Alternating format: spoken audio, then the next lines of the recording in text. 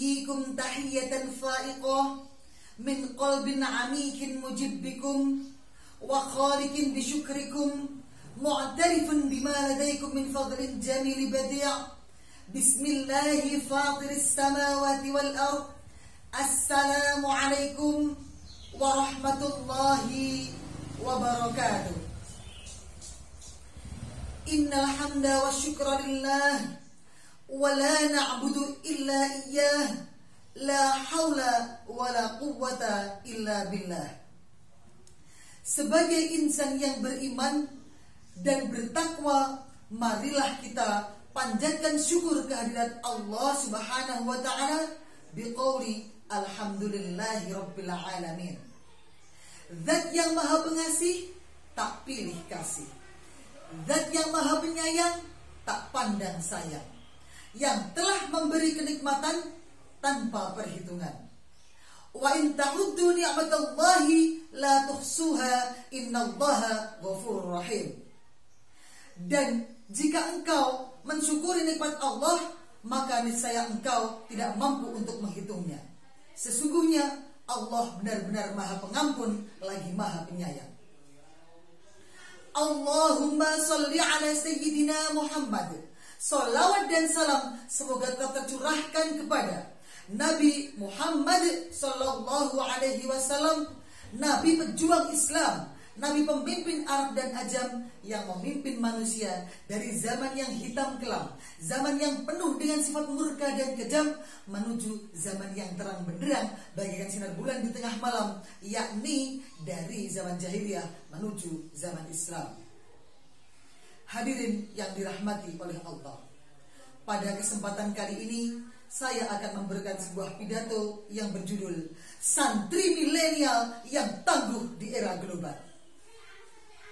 Sahabat Fatayat yang dirahmati oleh Allah, pada kesempatan kali ini saya merasa bangga.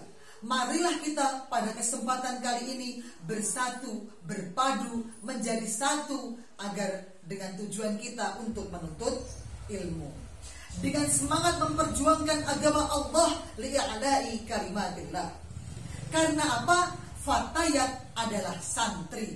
Loh, kok bisa Fatayat kok dikatakan santri? Lah wong lo setengah tua, mosok sih santri? Nah, perlu kita ketahui bersama bahwa santri niku tegese santri. San artine menungso, tri artine telu. Jadi sing jenenge santri iku menungso, manusia yang mempunyai 3 kewajiban. Yang pertama, ati Allah, taat kepada Allah. Yang kedua, ati'ur Rasul, artinya taat kepada Rasul. Yang ketiga, ati'u ulil amr, artinya taat kepada pemimpin. Jadi kita sebagai santri, kita wajib taat kepada Allah, melaksanakan, menjalankan semua kewajiban kita sebagai manusia, kewajiban kita sebagai muslim. Yang kedua, taat kepada Rasulullah. Semua ajaran Rasulullah, sunnah-sunnahnya, larangannya, semuanya harus kita laksanakan sebagaimana mestinya karena kita sebagai santri. Yang ketiga, kita harus taat kepada pemimpin. Kenapa kita diwajibkan taat kepada pemimpin? Karena kita hidup di suatu negara yang ada pemimpinnya. Nah, karena kita hidup di suatu negara yang ada pemimpinnya, maka taat wajib kita laksanakan untuk wujud kita sebagai taatan kita kepada pemimpin. Nah, ada lagi ulama yang mengatakan bahwa santri itu singkatan dari beberapa kata, dari beberapa huruf. Nah, artinya santri, sa artinya sanggup, n artinya nerusaken, t artinya tuntunan, r artinya rasul, i artinya ilahi. Jadi santri niku maksudnya sanggup nerusaken tuntunan rasul ilahi, itu adalah santri. Dados sebagai santri kedah sanggup nerusaken tuntunan rasul ilahi. Serta kita juga harus mempunyai jiwa juang yang tinggi, etikot yang kuat, serta tabah dan sabar dalam menghadapi segala tantangan global, karena kita adalah santri milenial. Sehingga kalau kita sudah taat, sudah melaksanakan semua kewajiban kita, maka kita sebagai santri tentunya tak mundur karena bertempur, tak cemas karena panas, tak heran karena hujan, tak goyang karena gelombang, tak gentar karena halilintar, tak muntir karena petir, tak gugup karena musuh, dan kita mendal karena rayuan gombal. Hal menika cocok kalian kaulipun Ibnu Malik wonten kitab Aliyah yang berbunyi seperti ini. Laq'udul jubna 'anil hayjai walau tawalat zumaral a'dai. Aku ra mundur sangka pertempuran, senajan musuh berbondong melawan. Jadi sebagai santri, walaupun di sana sini banyak halangan, di sana sini banyak tantangan, banyak rintangan, karena kita santri milenial, maka kita harus tangguh di era global. Ora gampang dipekne wong, ora gampang tergoda karena pergeseran zaman. Itu adalah santri milenial. Karena santri itu adalah menjadi titik tolak ukur terhadap kemajuan dan keberhasilan suatu bangsa. Inna fi yadikum amral ummah wa fi aqdamikum hayataha. Sesungguhnya ada di tangan mulah letak urusan umat, hidup dan matinya, dan ada di langkah mulah maju dan mundurnya suatu umat. Hadirin yang dirahmati oleh Allah, kita hidup di era disruption, di zaman yang serba canggih, serba maju. Kita klik apa saja sudah muncul dengan sendirinya. Oleh karena itu, maka kita harus memperkuat iman kita. Kita harus memperkuat keimanan kita, keislaman kita, sehingga kita akan tangguh dalam segala aspek kehidupan.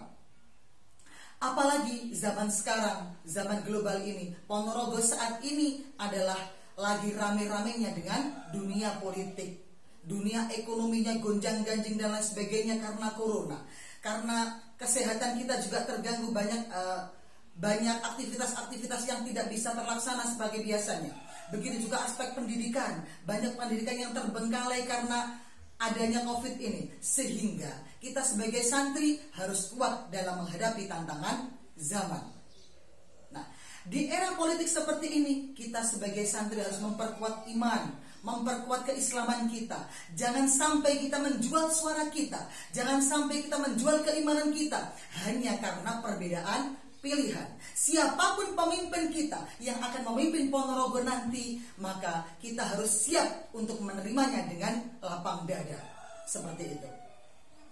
Jadi yang intinya, yang terpenting adalah kita harus menjaga persatuan dan kesatuan Ponorogo ini. Sehingga dengan bersatunya Ponorogo ini, maka otomatis persatuan dan kesatuan bangsa akan kita pegang, akan kita raih dengan suatu kemenangan. Wa'tasimu bihablillahi jami'an wa la tafarraqu. Dan berpegang teguhlah kamu pada tali agama Allah dan janganlah kamu bercerai-berai. Jadi kita semuanya harus saling bersatu, harus saling bersatu padu, tidak boleh saling menjatuhkan, tidak boleh saling mencemooh walaupun kita berbeda pilihan, seperti itu.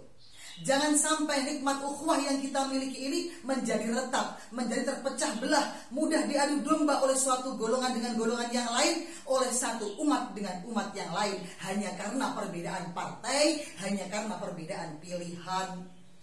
Retak dan pecahnya suatu ukhuwah itu adalah satu penyebabnya karena kurangnya silaturahim, jarang ketemu, jarang silaturahim. Oleh karena itu jadi miskomunikasi. Kalau miskomunikasi jadinya misinformasi. Kalau misinformasi akhirnya menimbulkan perpecahan antara satu dengan yang lainnya. Hadirin yang berbahagia, santri milenial harus tangguh dalam menghadapi tantangan global. Baik itu tantangan politik, budaya, ekonomi, lingkungan maupun pendidikan. Dunia adalah panggung sandiwara. Bagaimanapun keadaan hidup kita, semua ketentuan Maha Kuasa. Kita ditakdirkan Allah menjadi orang yang sholih, alhamdulillah. Kita ditakdirkan oleh Allah menjadi orang yang kaya, alhamdulillah. Kita ditakdirkan oleh Allah menjadi orang yang cerdas, alhamdulillah. Nah, begitu banyak keinginan yang selalu kita lantunkan lewat doa kita sehari-hari, yang mungkin sampai sekarang Allah belum mengabulkan, itu bukan berarti Allah tidak sayang kepada kita, tapi Allah memberikan apa yang kita butuhkan, bukan apa yang kita inginkan. Mula podo syukuro, podo dinikmati semua yang diberikan Allah kepada kita. Jangan sampai kita kufur nikmat hanya gara-gara kita kurang menerima semua ketentuan Allah Subhanahu wa Ta'ala. Apapun yang kita jalani, apapun yang ditakdirkan oleh Allah kepada kita saat ini, marilah kita jalani, nikmati, dan marilah kita syukuri.